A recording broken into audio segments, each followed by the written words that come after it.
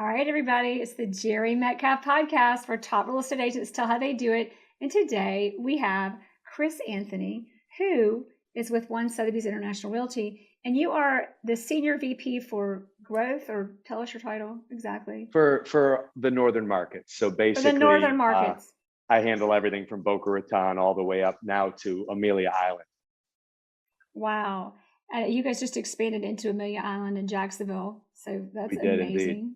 Yeah, it was amazing for us too, and we're so excited about the merger that we did with First Coast Sotheby's, and now having basically the entire East Coast of Florida.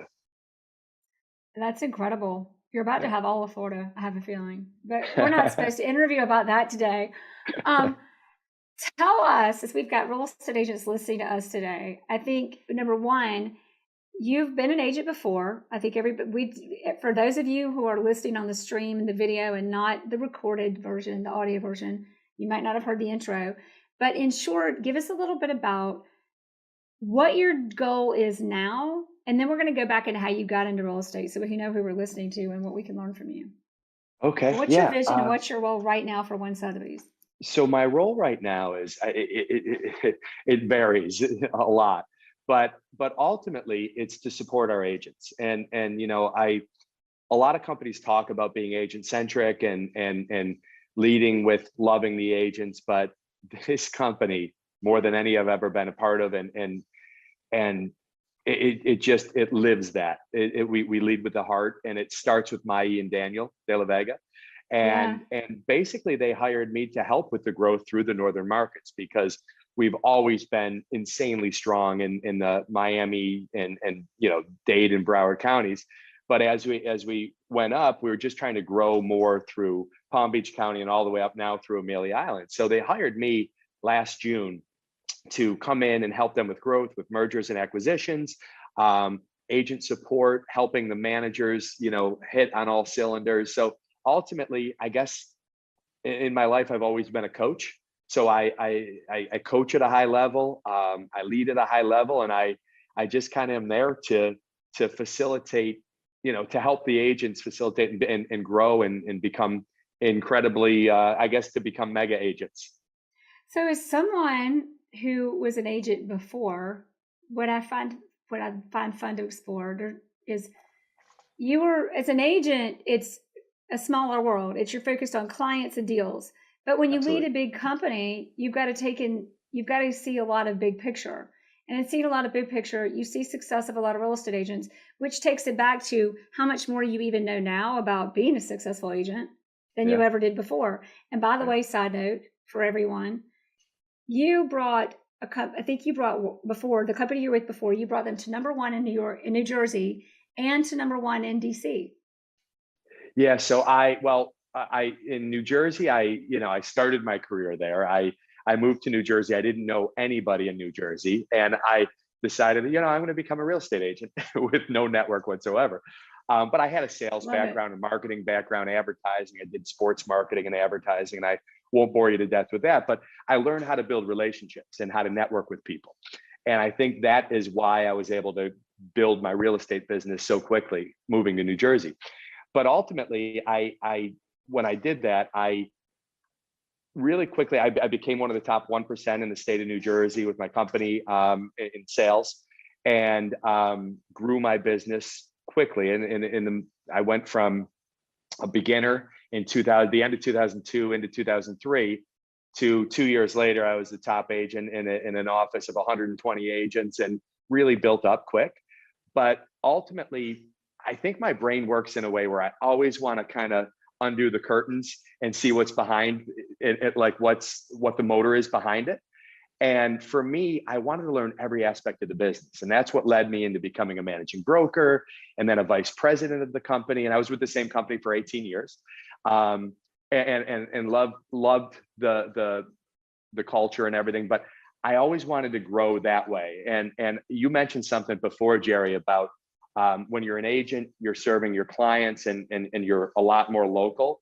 And big picture for me, the shift that came in my brain, and I think the way that I was able to build my career and lead different regions and different companies, is you quickly learn when you're in leadership that your client switches. Your client when you're an agent is your buyers and sellers. Your client when you become a leader and you're in a leadership role at any real estate company, my clients are my agents. So I had to make that shift in my brain, and I had to realize, okay, what do I do to just to help them in any capacity build and build and build? And I'll go way back to when I was a teenager. I was really big into martial arts and sports, but especially in martial arts. And I would coach in martial arts, and it was the same thing. You just have to know strengths and weaknesses. And then when you find the weaknesses, you have to build them up, and then you accentuate the strengths. And I've been doing the same thing since I was a teenager, just helping people kind of get out of their own way and maybe guiding them up the path. And maybe 5% of someone's success could be a testament to me, but not, the 95% is the hard work, and that's what they do, you know? Yeah, I love that. So basically, it's about learning and growing. You love Yeah. pulling back the curtain and seeing kind of the mechanics of how everything works. Yeah. And then I love how you said, know your strengths and know your weaknesses, Mm-hmm. know how to enhance what's weak or to work on what's weak, or there's a lot of words for that one. I'll pause on Yeah. that. And then enhance your strengths Yeah. or grow your strengths as a person. And by the way, that this probably ties back into that weakness side, but get out of your own way. Yeah. So, like, I would love to hear from you, and I know you're going to tell me anyway, but as someone who's got so much perspective in this business, you've been an agent and you've been a top agent, and I find it interesting that you gave that up because a lot of people just won't, to manage and learn. And now look at where you are, leading the top brokerage and luxury brokerage. And I mean, we could go on about how amazing one Sotheby's International Realty is. So in doing that, what have you learned? Take it back to just a real estate agent. And Wow. then I want to learn about the business, but about a real estate agent, Yeah. what is the difference between who makes it and who doesn't? Wow, that's a great question, and it's something that I'm asked almost daily. And I always say it's a couple of things. I think you have to know how to network and talk to people. But even more important than that, and I'm thinking back on your podcast that you did with Mai, and one of the key things that she said was you have to know how to listen. And I think that is a huge statement. As salespeople, as consultants, whatever you want to call yourself, we have a genuine capacity to talk more than we do listen, right? And I think if you can listen and if you can almost gauge yourself back and hold yourself back and make yourself really listen to needs and wants of your clients and talk in a genuine way where you're really interested in people and you try to find out deep down, more so than just that basic transaction, what is it that they want? What is the perfect scenario for them? If you can sit back long enough to take that in on any type of consultation that you're doing with people, you're going to gain a wealth of knowledge. And that's, I think, what I do really well in my life. And yes, it takes longer to sit back and hear somebody's entire story or their life story or anything. But at the end of the day, I think that's what will help you be way more successful. So you listen. You speak properly to people, and you kind of, as I'm listening to somebody's issues or what a roadblock might be for them, I'm in my head thinking, okay, here's a solution, here's a solution, here's a solution. But the entire time listening too, I take notes. I take feverish notes when I talk to people because I want to know and I want to remember every point. Then I go back and I almost cycle it through my brain and brainstorm a little and say, all right, here's some things you could do. But to answer your question, I would say listening, speaking properly to people, networking is huge, especially in this brand. It's amazing, our network that we have. And then I think the one thing where most agents fall off and leave the business is they lack follow-up skills. And I think that is probably number one on that list, because you can do all those other things incredibly well. But if you don't follow up properly and the way that the client wants you to follow up, you're dead in the water. Listen, watch how you speak to people, tap into your network, and follow up properly. And the common denominator of all of those things that you just said is the client or the prospect. Yeah. It's not about, like, we always go, well, what, it's always like when you're listening, it's actually like asking yourself the questions about what they're trying to say. When you're speaking, how does this actually sound to them, not me? And am I hearing Yeah. myself way too much? And networking, what is your network and how does it influence and bring something to the table actually for the client? Yeah. And when you follow up with people, well, yeah, all the books say do it this way, but what is the experience on the other end of that? Yeah. Now, as you're building tools and you're building this company that is already so amazing, your job's not that hard. Don't say that too loud. I'm just kidding. So, I have a lot of tools in my tool belt. Let's say that, right? so your job basically is to empower people to do that. Like a lot of it's like just what you do. Like you got to listen, you Yeah. got to look at, and in the speech, I'm going to side note on that. I always think I just read Excellence like twice by Horst Schulze. I think I said his name right. Sorry, Horst, if I didn't. Who ran Ritz Carlton and was COO. And that's one of his big things is they actually had, this is how we speak to people. Like never say hi, it's hello. And when someone's within 10 feet of you, or I think it's 9, you speak and you say hello. And then a formula to even get their name. And then my pleasure, it's not your welcome. I mean, they have a whole list of that's the way you communicate. And you communicate that with that for the client's experience. So back to you. In looking at the tools and things that you do as an agent, I'm going to load this up with questions and you go where we can learn from you. But Okay. how do you know what to do? How do you set things up to help people be successful? And how did you figure this all out in the first place? Any stories you can share of like, this is my aha when I was like, yeah, this is it. Yeah, I was fortunate enough to in transitioning careers. I had put myself in a position where I could jump at. First of all, let me rewind. I grew up in a little town in upstate New York. My mom was a single mom. I was the youngest of 5 kids, and my mom was in real estate. She put herself in real estate out of need when my parents split. She said, "All right, I've got to make more money. I got to jump in. I've got to do something." And we joke around because I think her average sale price back in the day was like $70,000. That was the cost of the house. Wow. So Yeah. she saw some of the the big ticket items I was doing at the beach in New Jersey, and she was like, "Christopher, oh my God," So, but I saw her do that, and subconsciously something in the back of my head always made me like gravitate to real estate. So I always loved real estate. I always loved architecture. And in fact, before I was even licensed, I started buying. I was living in Boca Raton, Florida, and I was visiting New Jersey. And I would go to these little beach towns, and they had these like duplexes on the beach block that were $180,000 back in the late 90s, early 2000s. And they were renting out for like $2,500 a week in the summer. And I'm pretty good with math. And I was like, that seems like a really good investment. So I bought one, and then I bought another, and then I partnered with somebody. And at one point we owned probably, I don't know, 9 or 10 houses. And you know what the market did going into the early 2000s, and then 2005, it was just amazing. But I said to myself, as I started doing more and more houses, and every check I cut when I was flipping houses, or whether I was, whatever I was doing, renting them out, I was like, oh, there's a lot of money they made there. There was a lot of money they made there.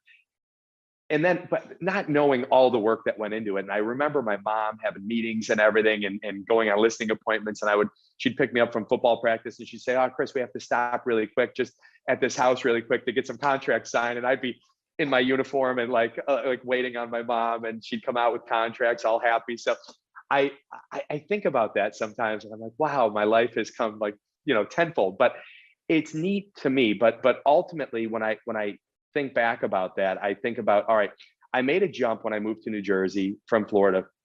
And I said, I'm going to throw myself into real estate for 1 year. If it doesn't work out, I can always go back into marketing and advertising. I was an hour and 20 minutes from Philly and an hour and a half from New York City. And I'm like, all right, it'll be fine.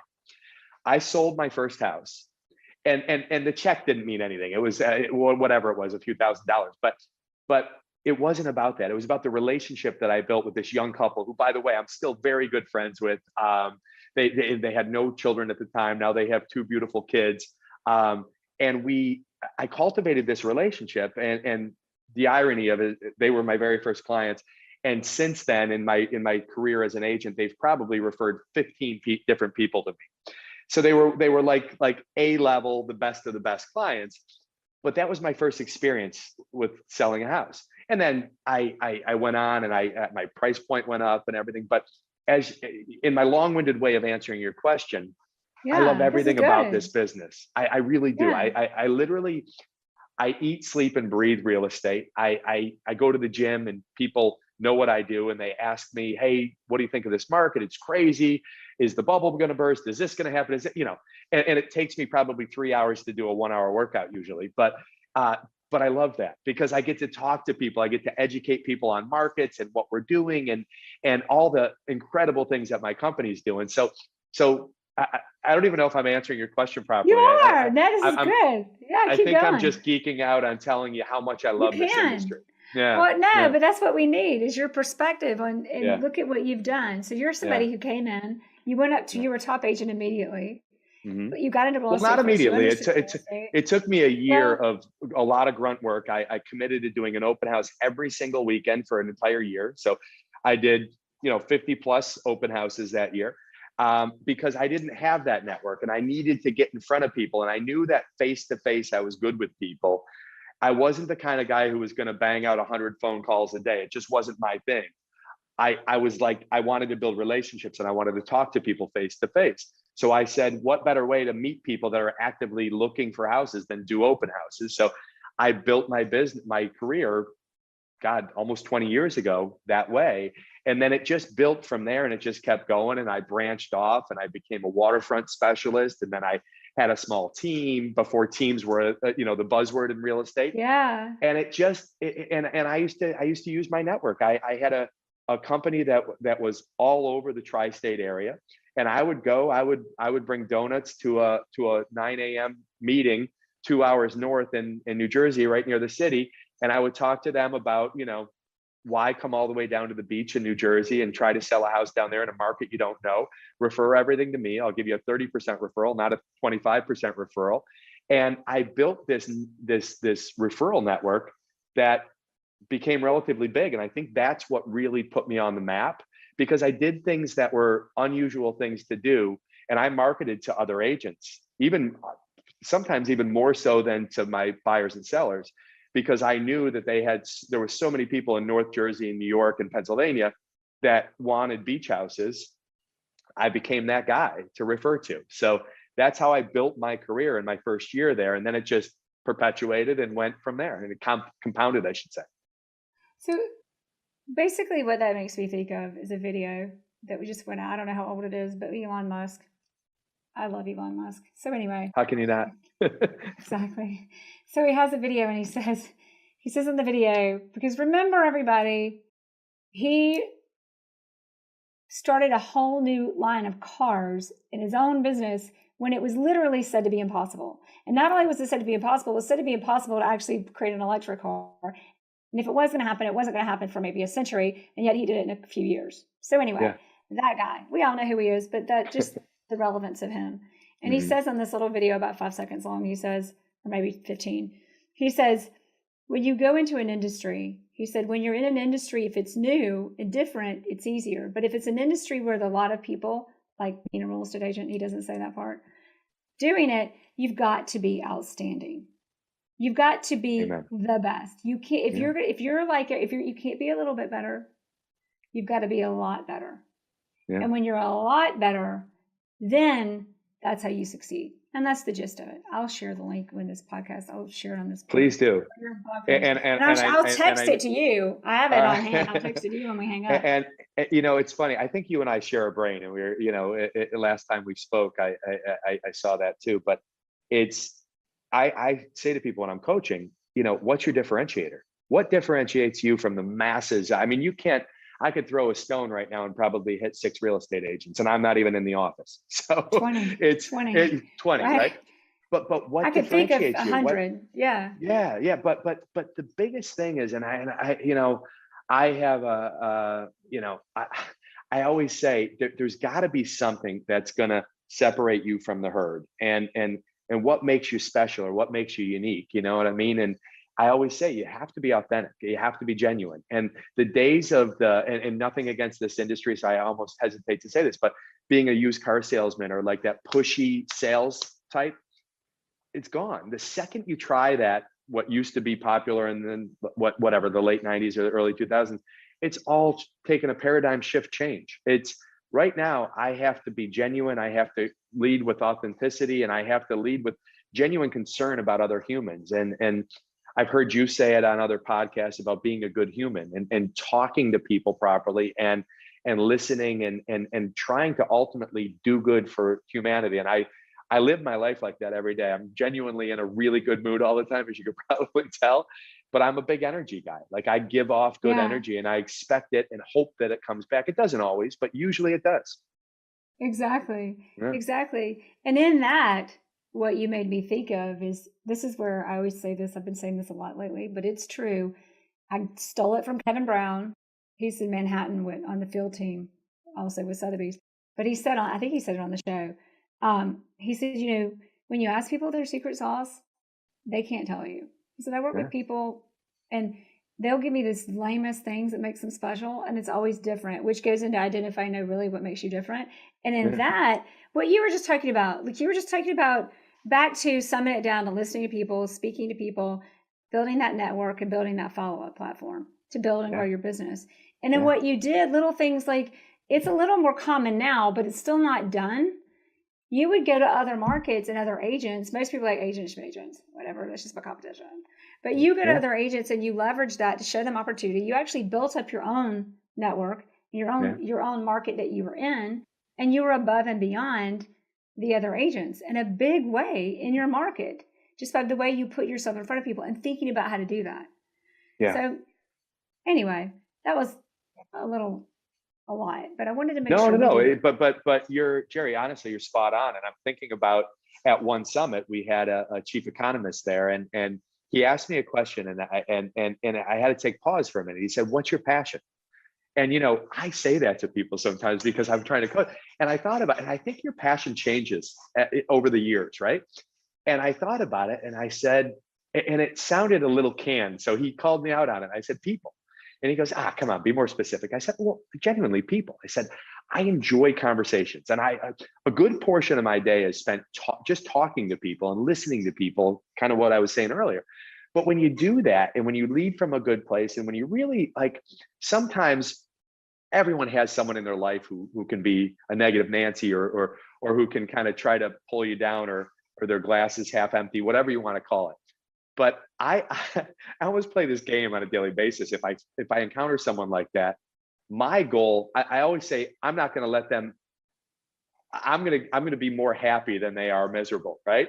And I always try to lift them up, and I don't always succeed, but usually I do. And I think about that every day, and I'm like, that is my passion. I wanna be an ambassador for this unbelievable company, but I want to leave people smiling, and I think I have a lot of fun every day working, and I work crazy Yeah. hours, and I'm on the road a lot. I travel a lot, but at the end of the day, when I lay my head on the pillow, if I can say, hey, that was a hell of a good day. I made some people laugh. I made some people use their brain and think a little bit more, and I genuinely helped people. It was a pretty damn good day, you know? Yeah. Okay. So on that, Yeah. I just wrote it down just for the record, and then I'm going to expand on this. But it's listening to people and being creative, because that's what you are, is creative. And in that, you always look to shine. And it's always asking questions, and ones that gravitate to, how can I listen? What can we take of this to make it better, create a great situation? And how can I shine? And I mean, when I say that, how can I help everything Yeah, around yeah. me shine? Yep. How Exactly can right. Okay, so now that we've gotten it really clear on how you've been successful and how other agents are successful, as we grow as agents, I think there comes a time where there's so much focus on transactions and deals, and we get really good at that. But there comes a need to be able to lead and organize. And we've gotten so honed in and driven into each transaction, we're in the weeds. You've got to be able to see the big picture and understand how to work down here, which clearly is what makes you good at you do. What is the big picture, and how do you do it now? How did you shift from an agent doing deals? And two things. How did you shift? What did you learn? And what is the real difference? Yeah. How can you describe it or explain it to us? God, great. Really good thought process there. And there is a shift. It's a huge shift. and I'm going to refer back to what I said to you before about coaching. Any really high level good coach, and not that I'm even there yet. I always feel like I'm always building, and each day trying to get better at that. But I feel like the shift, and you asked me before, how did I go from a real estate agent with all the freedom in Very the world, different worlds making and money, skills. Yeah. totally different skill set, and not every unbelievable, and not that I was. I mean, there's thousands of agents out there that are Oh, way more whatever. Yes, you successful than I are. ever Keep was. going. But when you get to that certain point, there's a lot of agents that become unbelievable, mega super agents that can't lead. I think the difference is you have to have that shift in your brain, like a coach does. There's a lot of high level athletes that will never be great high level coaches, but there's some coaches that never even played it down in the NFL or in Major League Baseball. I think you have to put all of your stuff aside. To your point, shining is like your team shining. It can't be about you. You know, I'm thinking of that picture where the leader is in the back and like yelling and barking at orders, and then they shift to the next picture and the leader's right out front leading his troops and doing it from the front. That's how I feel like I have to live every day. I have to put all of my own personal stuff aside and try to build up the masses around me. And that's the way that I can kind of have this. And there's a unique pride that you have in doing that, because I get more fulfilled helping an agent go from $3 million in production to $10 million in production, or 10 million to 30 million, than I ever did selling a big house and making a huge commission check. Not everyone's like that. I genuinely feel like this sense of pride, almost like a parent would, I guess, watching their child like score a goal or hit a home run. It's that feeling, and I think that's in my long-winded way. That's what drives me each day, and that's what I think made me make that paradigm shift. I said I really like coaching people, and I like to, kind of like you do, right? I like to that feeling of maybe being this much of a percentage of the reason why this person jumped from here to here. If I can be a little part of that each day with multiple people, it's a life well lived, I think. And that's kind of where I'm fortunate enough to be in a position in life where that's what I do for my living every day. So it's, they say have fun at what you do and you're not working, and I kind of feel that way. There's days I'm working, but most days I feel really good, Well, yeah, it's back to everything we've already said. Listen, speak to people, network, follow up, listen for opportunities, listen to the problems, be creative, see the opportunity in the problem, and shining. And in that, so going back to a little background on you. So you've been, how long have you been with one for? So I started, no, only 10 months. Oh, no, because it was COVID. Yeah. I started June of last year.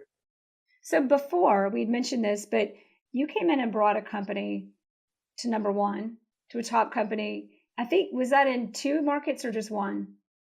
2 markets. I had 2 different big divisions of a company, where in New Jersey I had 20 offices and 12 or 1,300 agents, and then I was asked to, in that we grew to the number 1 region in the entire company, and then I went to the capital region, which is DC, Maryland, and Virginia, and they were just, financially not buzzing where they were. They had some unbelievable agents, some unbelievable leaders, but like anything, just needed a little touch up and just to get polished a little bit.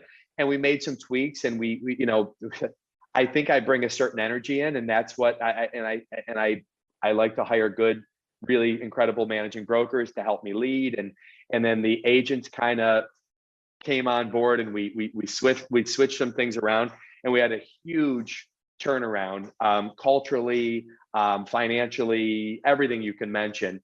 And we brought it up from down one of the lower producing regions in the company to one of the top regions in the entire company. So it was a great run for 2 years, and then my opportunity with one came, and it just, I use this word every once in a while. I feel like it was serendipitous. It just, I met Daniel first, Daniel De La Vega, and I saw his vision and his mindset and his dream of what he wanted for Mai and Daniel's company. And then I was fortunate enough, the next day we had a quick phone call. The next day we had a Zoom that was supposed to be quick, and it lasted, I think, over an hour. And it was Mai and Daniel, and I'm sitting there like pinching myself and trying to have a poker face and trying to pretend I didn't want to be part of that so badly. And then that weekend, or it was that weekend or the next weekend, Daniel said, fly down here. And I did. We met for dinner. It was supposed to be a quick dinner because he had these 3 beautiful young children that he had to get home to. And I think we were at the restaurant for 3.5 hours, and we closed the restaurant because we just kept talking, and our minds were, he was asking me the first 2 hours were just us talking about life and family and everything else. And then we shifted to business, and we just couldn't stop talking. And I think the next day I had an offer in my inbox, and I just kind of pinched myself and said, here we go, and I haven't looked back. And I say every time I'm in a scenario where I'm talking about how I came to be part of One Sotheby's, I literally pinch myself every day. I have the opportunity to work with Daniel and Mai, and my partner in crime, who's become literally like one of my best friends, is Seth Kaufman, who's our chief sales officer.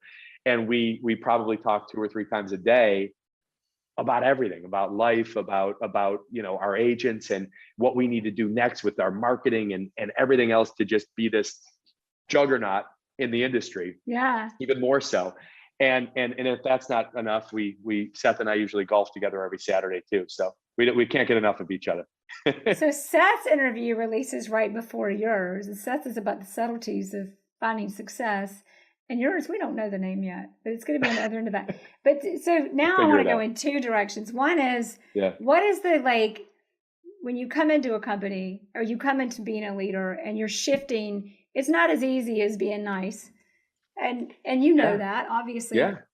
How do you handle the tough situations? How do you know what to navigate? What's your big advice on like getting to the other side of any bad situation, especially in leadership? Yeah, I have something I say to people all the time. You can never get in trouble for telling the truth, right? And be genuine. I think let's lead with be genuine. Being genuine, it means a lot of things, but if you approach tough situations where you're authentic, and you're genuine, and you tell the truth, it's going to get messy sometimes, and sometimes we have to filter the truth a little bit, but every situation has an end. And I'm famous for saying, and any of my agents will say this too. They'll say, yeah, Chris says this all the time. There's no problems, only solutions. We know the problem. What's the solution? And I think you just have to drill down. And part of my gig, unfortunately or fortunately, is all the stuff that usually escalates to Seth and I. And we have to take care of that. We have to come in and we have to be problem solvers. And we have our agents, our clients on one end. And a lot of times we have to get them to understand that, life isn't just black and white. There's a lot of gray area, and that's usually where the truth lies. So there's an art and a skill to doing that, just like there's an art and a skill to saying no, but when it's needed, you know what I mean? So I wish I could sit here and describe to you. I've probably got 1,000 examples I could give you, but ultimately you have maybe a seller that's upset. You have, most sellers are happy right now in this market. So maybe you have a buyer that's upset. I can't tell you the amount of times in a week that I get calls from a prospective buyer that says, I lost out on this deal and I can't believe it. And I was going over asking price and paying cash.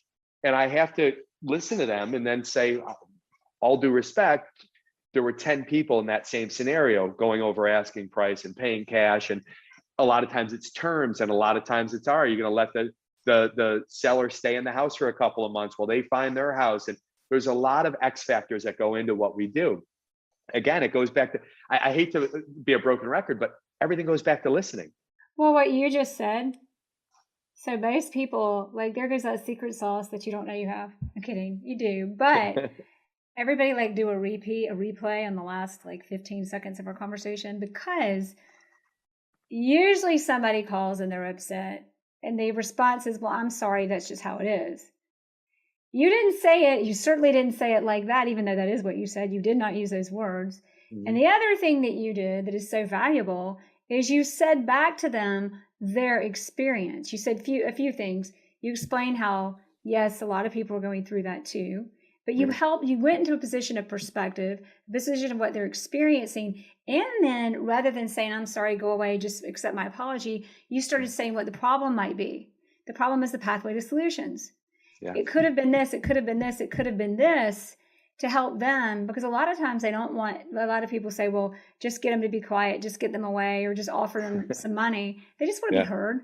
Yeah. Not only that, but offering, here are the problems, and not being afraid of them, because those are the pathways to solutions. That's what I just Well heard you said. say. Yeah. And you're And just you not just said it afraid a of lot it, more and not, eloquently than me. but in not being afraid of it, you don't always see it as well. But that's what I'm Yeah. hearing, and the lesson I'm getting from you is like, just remember, Yeah. like, the problems are the pathway to the And it's, opportunities. Jerry, really well said. And you know, as you're saying that, I'm thinking to myself and I'm laughing because so many times I've coached newer to the business agents, and they say, you know, your dialogue's amazing. Like, how do you do it? I've done this thousands of times, literally thousands Yeah, of times. practice. So Yeah. it's like anything. It's you know, pick a friend and have somebody, another fellow top producer. I know people that do 200 million plus a year in volume, agents, that every single day they start their day role playing with another peer, maybe from LA or from New York, that is a high level producer. And they talk because they know that all day they're going to have certain pitfalls, they're going to have certain highs and certain lows, and they talk things out and they practice. And as you know, whether it's a sport or you're playing an instrument at a high level, if you don't practice, you're dead in the water. And to add on to that, what you just said but didn't say, is when you practice it, you're practicing listening. A lot Mm-hmm. of people think there's something, if I can figure out what to say, I'll be okay. No. If you can figure out how to listen, and back to exactly what you said at the very beginning of this interview, listening to people, how I'm speaking to them, that network was in there, and then how you're following up. But in that listening to them and speaking to them, you're listening for the problem, you're identifying the problem, then you're going to the next level we talked about later in the interview about, and I've lost my notes, but I can remember most of it, is being creative. Looking for the opportunity and helping them shine so that everyone shines in the situation. Yeah. And all of a sudden, it's the very problems in our business that everybody thinks are so awful that are very things that bring us so much value, and why you Yeah. bring so much value to every company you touch. Thank you. I appreciate that. That means the world. So, what do you think, now that I've pulled all this out of you, is there an experience in life, or is it just in your DNA? Because I can remember being a newer agent, and I was, especially being from South Georgia, like, you just want to make everybody happy and just say the right thing and just get Yeah. it to close. And that backfires. Not a good strategy. Yeah. You got to understand how to look at the problem, not be afraid of it, address it, turn it into the opportunity, let everybody shine and close. Where and how did you learn that? Wow. Well, it was a lot of, you know, there was a lot of trials and tribulations. It didn't always come easy, obviously. I've always been a real personal person. I love people up, and I do naturally. But what happens is that old saying, right? Don't mistake my kindness for weakness. Because when you're overly Love kind to that one. people, Yeah. but it's true. I mean, I don't think I've ever, if I have one real flaw in my armor, it is that I do struggle with saying no to people. I've learned how to do it much better in recent years than I did earlier on in my career. But the reality is, when you're too kind to people and when you're too nice to people, sometimes they mistake that. But you give off a certain energy. You can probably tell I'm big on energy. I'm big on like loving people up. But the reality is, sometimes people mistake that, in certain personality type, and knowing what type of personality you're dealing with is huge. Like, if you've ever done the disc profile and things like that, I can't even, anyone that's listening to this, if you haven't heard of the disc profile and you don't know how to read people's different personality traits, please, I implore you, that is one thing that will help launch your career, right? But I do that a lot. But at the end of the day, I say to myself, all right, if I'm overly nice and if that's my flaw, so be it, right? But it's something that you develop over the years. And I hate saying that, because there's probably a 24-year-old kid out there right now who's listening to this, who just got into real estate. It's like, well, I can't, it's going to take me 2 or 3 years to get to that 24 level. years sounds like a century. The younger you are, the longer it sounds, right? Yeah. It sounds long to me. Right. Right. So it's for me, God, I could talk about this for hours because it's the life we live. And I just think Yeah. that for me, I've grown into this, and people get your energy and people understand your body language more than anything. And although I'm nice, I'm going to be direct, and I'm going to be, like I said, authentic and genuine. And I'm going to say, if there's a problem, and you and I talked before about Mai and how she has this unbelievable knack for being able to talk to people and get her point across while still being the authentic, beautiful, wonderful human being Kind. that she is, and being kind. I think I learned from her. I every time I get an opportunity to sit with her and see the way she interacts with people, a little piece of that I think I steal from her, because that to me is everything. That's how I genuinely live my life. And I think people get that when you're honest and upfront with them, nice and kind, but honest and upfront, people won't take advantage of you anymore. And one of the greatest things, and I still remember this as an agent, I got to a point where it was about year 2 or 3 in my career, probably year 3 in my career, where I didn't have to jump and work with every single person that I met. And there's a real satisfaction in being able to say, it seems like you and I might not be gelling perfectly. I'm going to refer you to another agent that I know that I think you might gel better with. That's my way of firing someone. And I used to love that as an agent, where I could have and then as you build your career and you can say that to $1 million or $2 million buyer or seller, this just isn't working out. Our relationship, it's almost like it's not you, it's me. And then handing them off to someone else to free up your energy and your peace of mind to go out and do way bigger and way better things. I think about that a lot. Like, you choose who you want to work with. And I think when we hire people, we do the same thing. We're not one of those brokerages that just hires everyone off the street. You have to have a certain level of success, and you have to fit into the culture of our family, because we really are a family company. That makes you come from a much stronger position when you can do that, Oh, absolutely. Yeah. Absolutely. I mean, what great insight and what great advice in understanding that. And then I will say one more secret sauce of yours, I'm picking up on lots of them today, is tone. You have a way of having a tone that is very much confident in charge, but I don't even know the words to use, but there's this inflection of, and it's your energy. It's an inflection. But Chris Voss, one of my favorites, talks about tone and negotiations and the importance of, it's not just what you're saying, body language and tone. And that tone, like, especially like your tone it's not pushover. It's very direct, but it's this inflection of, and it's not an upward inflection like you're asking a question. There's something about it that's just, hey, like, you see the opportunity in every problem. So you're not afraid of it. It's not offensive. You stay open and receptive to whatever's coming back. That's what it is. Oh, I appreciate that. That means a lot to me that you just said that. And it's, but again, It's just that's an something that you observation. create. No, I Yeah. appreciate that. But it's, what do they say? 80% is the manner of which you say it, not what you say. Right. So that Exactly. there's a certain confidence in that. And when you do it over and over, that happens too. Yeah. It's, thanks for So noticing everybody, that. just listen to this interview over and over again so that you can Yeah. learn the pattern of your tone. It's so true. No, but It's so true. honestly though, Jerry, and I'm thinking about that, and I do certain things in my life to be able to be a little bit more calm and maybe hotter situations. One of them is transcendental meditation. I meditate every day, and and sometimes I fall off like anything else, like going to the gym, and sometimes I'll go a couple of weeks where I eat more pizza than I do go to the gym. But it's for me, it's like when I know that I can go to a place for 15 minutes and meditate, and no matter how bad the world around me seems, I can get to a really good place and then come right back and be ready to rock. And it's like, Tony Robbins talks about, like, changing your state instantly. And Yeah, that's what meditation does for me. It allows me to exactly. kind of, even Grounds if I you. just had a terrible meeting, or I had a seller that was telling me that, they want this, that, and the other, and yelling at me, or an attorney, or I get involved in a lot of legal situations, I have to kind of diffuse those things too. it helps to be able to go to a place for a couple of minutes and then come back on a fresh brain, right?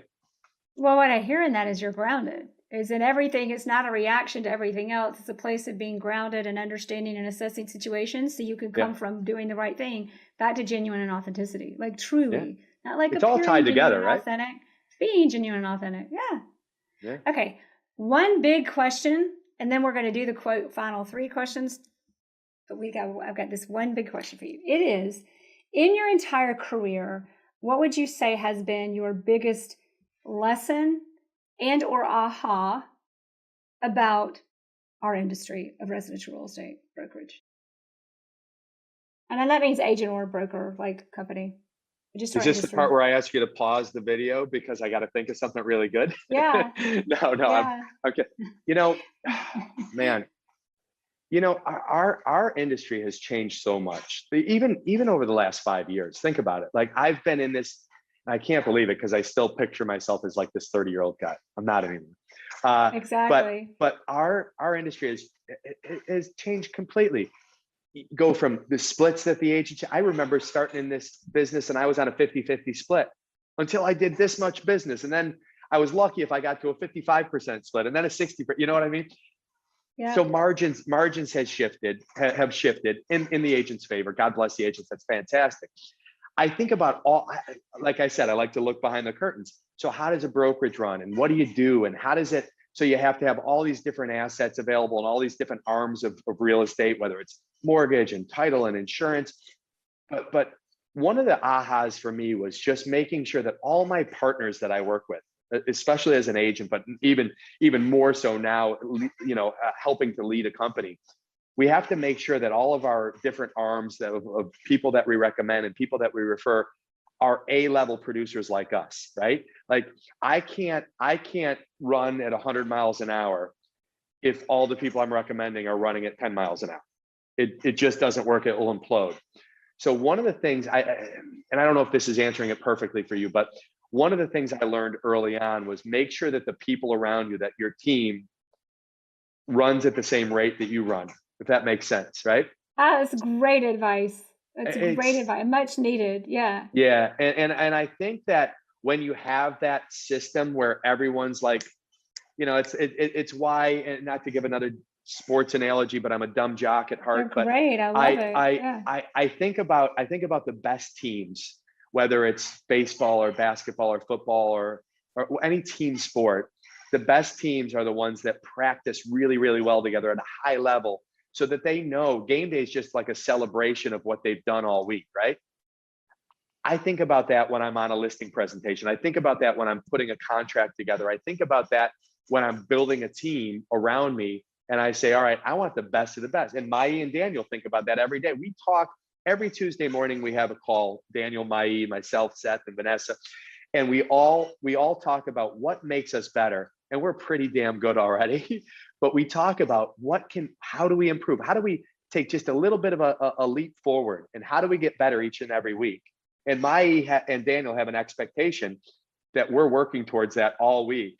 And if we don't show up on Tuesday morning on our Zoom meeting with some good ideas about how we've gotten better, shame on us, quite frankly. Oh, wow. So Yeah. there's an expectation when you run with the best, you become the best, right?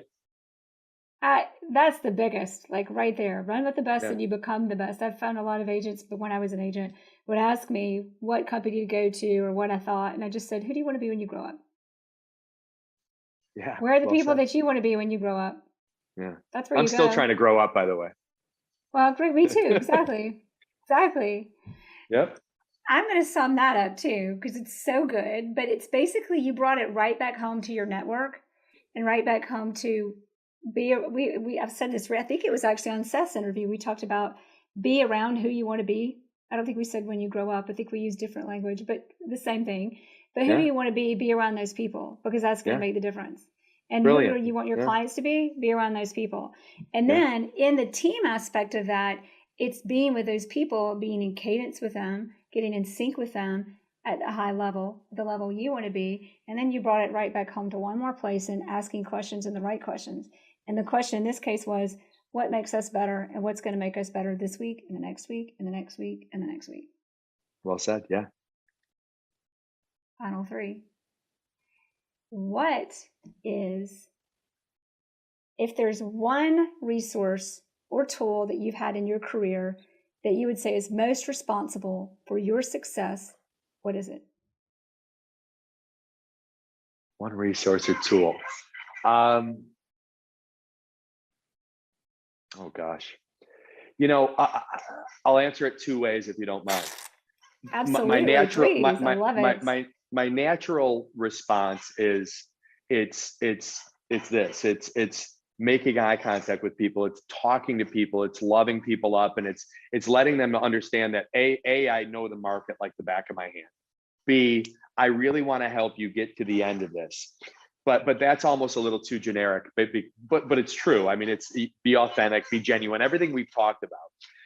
But if you're looking for a specific tool, and I'm looking more on the buyer side of a transaction, it would be having a knock their socks off buyer consultation that you do each and every time when you meet somebody. And I say that for a reason, because I see people, especially now in a total seller's market, I see people running around every day, showing 20 different houses, writing contracts all the time, losing out on those contracts. And it drives me crazy. If I had hair, I'd pull it out. I literally. Maybe you did. No, I'm kidding. Yeah, I did. Keep going. I'm so sorry. Yeah. Anyway, I was having fun. But I've pulled agents in after seeing frustration. I literally have seen agents with smoke coming out of their ears, so frustrated in this type of market on the buyer side. And I say to them, and I preach this: have you done a buyer consultation? And they're like, well, we didn't have time because they wanted to meet at the property, and we didn't have time because they're only in town. They're flying back to Manhattan tomorrow, so they had a list of 11 houses they wanted to see. So I met them at the first house, and I say, so basically, you're a key holder, is what you are. You're there to open doors and hope to heaven that they like one of them enough to put an offer in, and then you hope that they understand the state of our market, and that you can't go in 10% under ask and not put down a pint of blood and a lot of money, right? So I pull people back and I say, let's start over. Let's start this whole process over. The next time this client is going to see a house, they're going to come to the office first. They're going to sit with you. You're going to bring them into the conference room, and you're going to literally sit down with them and ask them, whether you're a ninja. And I just took Ninja a couple of months ago, and I loved it. But I'm not doing PR for Ninja, but they ask 10 pertinent questions that you ask of people, and that you go through this list of ultimately what are their goals and where do they want to be and how are you going to effectively get them there.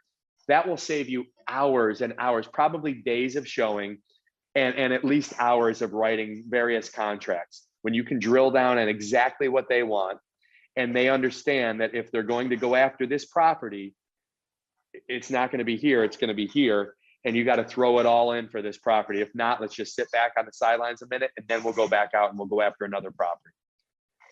That was a big mouthful. I'm sorry, but no, it wasn't. It was great. Yeah.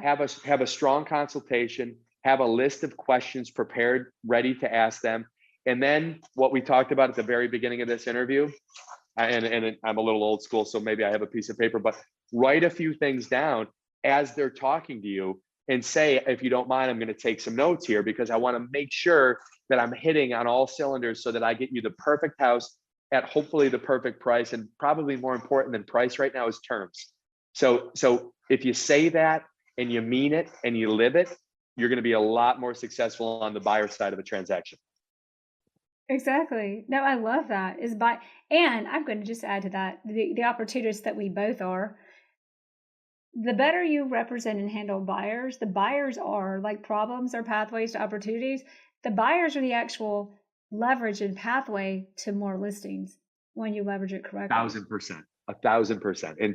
And I don't even look at buyer seller. I look at network, right? And it's almost like, oh God, I could talk to you for hours about this. Yeah. I think about building a successful career in real estate. And so many people balk at like, oh, well, they want a 35% referral fee and they want this. But I look at it like social media. Like I have maybe a handful, maybe two handfuls of really close friends in my life. But if you look on Instagram or you look on Facebook, it's thousands and thousands, right?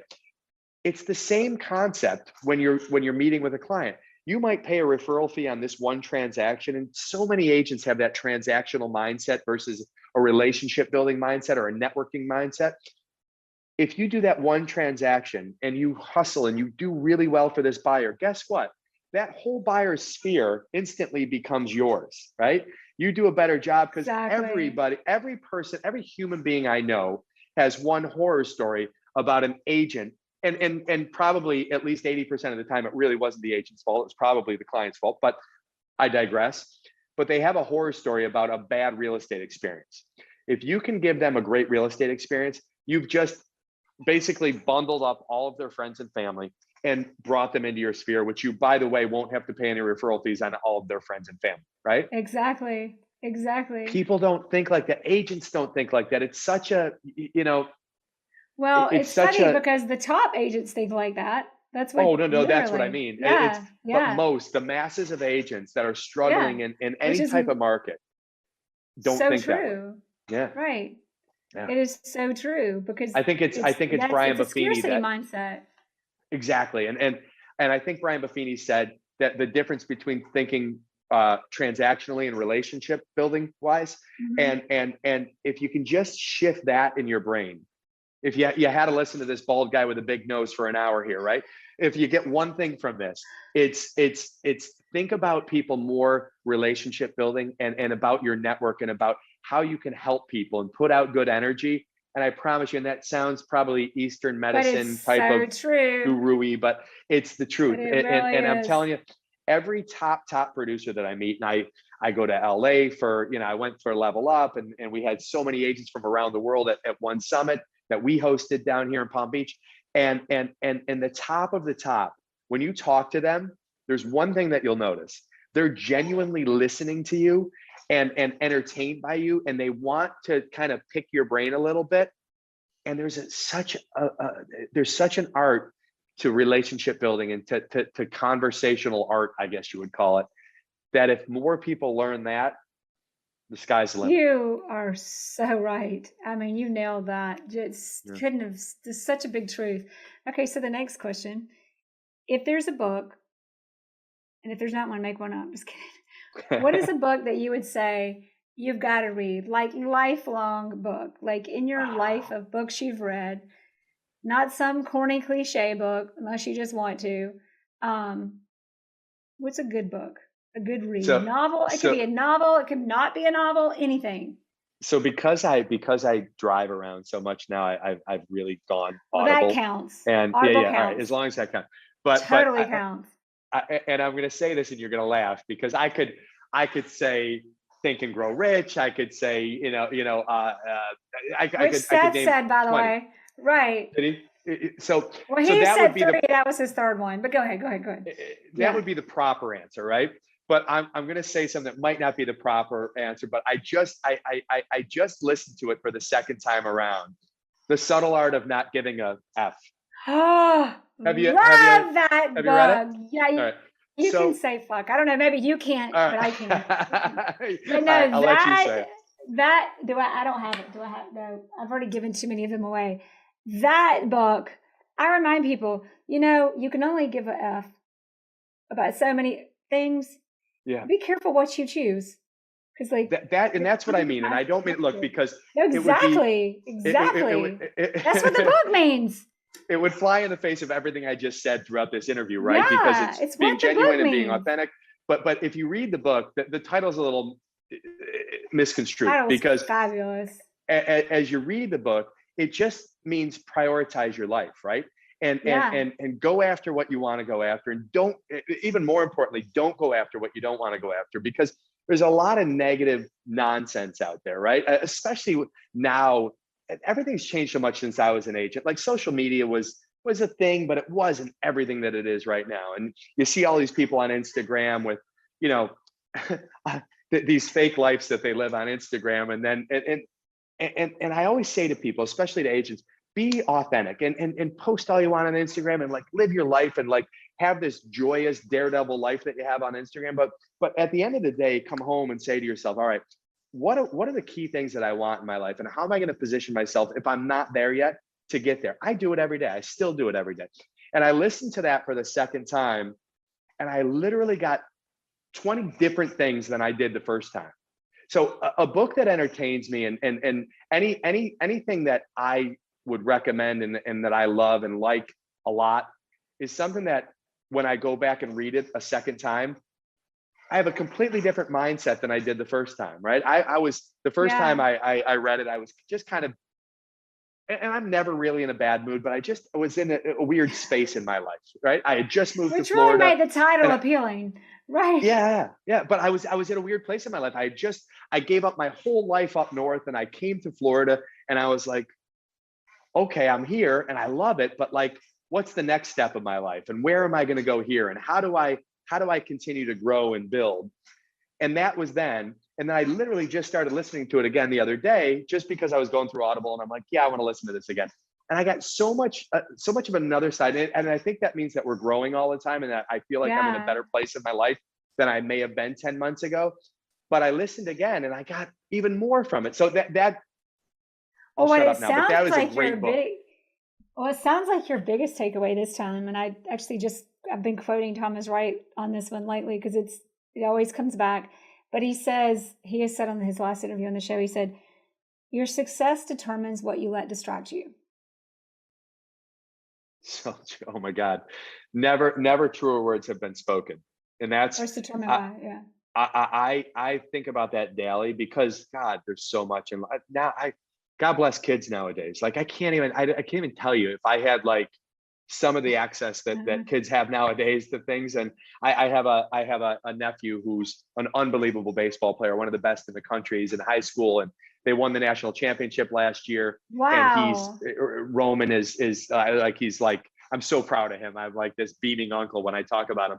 But I think about where he's gotten, and he's got a full ride to Ole Miss, and it looks like a Amazing. Major League Baseball career is in his future soon. But I think about the level he's gotten to athletically and mentally, because baseball is a huge mental sport. And I think about where he's gotten with all the distractions around, and like, I couldn't even focus on studying for a test when I had a television in front of me. And now they have everything on the internet and Everything they every have. social media Yeah. platform, and everything else. And it's amazing. You have to be laser focused. And I think that's kind of what we're both saying, is that like, there's distractions, there's always going to be. And that's why I love transcendental meditation too, because part of transcendental meditation is you can be in you can be in the midst of chaos. And as long as you can close your eyes for 20 minutes, it's an art of being able to let all that madness go into your brain, but quickly go out of your brain too. And then you start to focus on what your intentions are and what your mindset is. And you shift your brain almost to avoid all of those distractions. And that's what I love about it. And I think Yeah. about Roman doing that on a high level with baseball, but I think about all the best. Like, I can't even imagine. I know how busy I am in a given day. I think about Mai and Daniel and all the different things that they have going on daily. You've got to be able to compartmentalize your life at such a high level when you get there. Agents, top agents, you've got 15 different clients wanting your attention and your time every single day. You have to be able to compartmentalize that and time block and do it right, right? Well, and that comes back into the relevance. I keep quoting everybody today, but Warren Buffett, don't know that one personally, but Warren Buffett says it's the time you spend thinking that makes the actions. That's how you determine the actions to make and what actions were going to get the outcome Yeah. quickly that make results. I mean, look at the guy. He's like, I don't know, worth a few billion, as we know. He's done So, okay for himself. Yeah. yeah, okay, exactly. So, I don't know his rankings. Is he still maybe Elon Musk, my other boy? Maybe he's number one now, Yeah, or that I is think my Elon boy. took over that spot, but it's either Long time way. ago. It's Either yeah, way, but yeah, the point is that like, or sharpening the saw. You get it, okay? yeah. Or we get it. So, last question, and you kind of said this already, but your answer may have changed. Is in our conversation today, of everything we've talked about, for everybody listening, myself included, what do you hope that if you know we're going to forget everything, what's the one thing you would hope we remember? Well, I mentioned earlier a couple of things. Well, I think the energy that you give off, listening and the energy you give off, if you want to put it to that tool, it's that buyer consultation. As a buyer's agent, I'm thinking of agents that are on the buyer side of transactions. It's so utterly important right now. But ultimately, if I could, I'll do my magic wand, right? My magic wand coming from this, I would just say, just be an authentic, genuine person, give off good energy every day, because I just feel like, look at the state of the world we're in right now with war and all the madness that's going on with the economy. And I'm not a really super political person, so I'm not even going there. I just mean, like, if every one of us consciously made a decision when our eyes open in the morning and when our feet first touch the floor, can we smile? And can we do something each day to give out some good energy to a fellow human being? Too cliche. How can I be better? But like, how can I be better? How can I give off a little bit of good energy to my fellow humans? And honest to God, I remember as a kid wanting to entertain people and wanting to make people laugh and wanting to just make someone's day better. I've never changed in my goals in life. And that's, to this day, I still want to do that, And I don't know if that answers your question properly. Every time you say it's beautiful, because every time you say something, I can't help but add on to it, because you get me thinking, which is why you're so good at what you do, because you're doing that for agents and companies.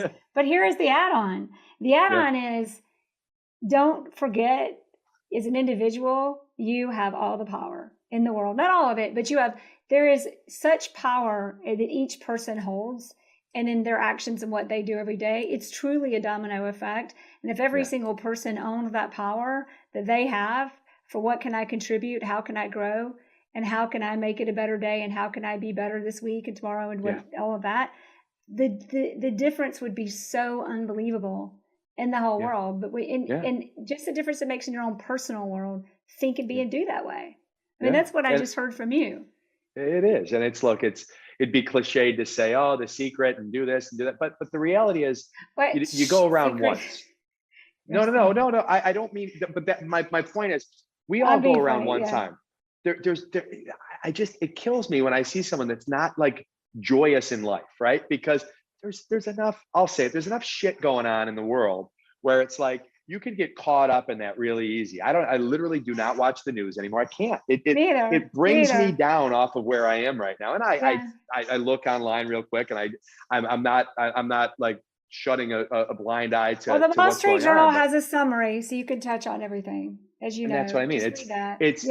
For me, it's like, I don't want to be this kumbaya guy and like be just preaching sunshine all the time. But the reality is, you go around once and you have two choices. You can wake up negative, you can wake up positive. I consciously choose to like add some sunshine in the world, And why wouldn't you? More people should do that, right? What you focus on determines what you see, determines what you do, determines your outcome. Yeah. And I stole part of that from Jordan Peterson. I steal everything I have. I steal from I borrow from somebody. But I just remember who I borrowed all my stuff from, right? Yeah. I think here's what I would leave this conversation with.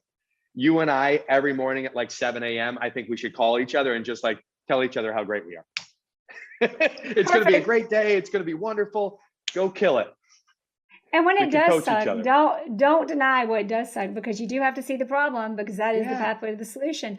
But see it for the solution, not just to be distracted by the wrong things. Agreed. Really well said. Chris, you're awesome. Thank you so much for being on. It's so good to see you. Of course. Yeah, likewise. You're incredible. And I'm really, really happy we were able to do this. Hopefully we're going to do this a lot more. Oh, we better. Thanks for listening to the Jerry Metcalf Podcast, where top real estate agents tell how they do it. If you like this episode, please share it with friends. To find more episodes, search Jerry Metcalf Podcast on any platform for podcasts, or go to jerrymetcalfpodcast.com. That's JEREMETCALF podcast.com.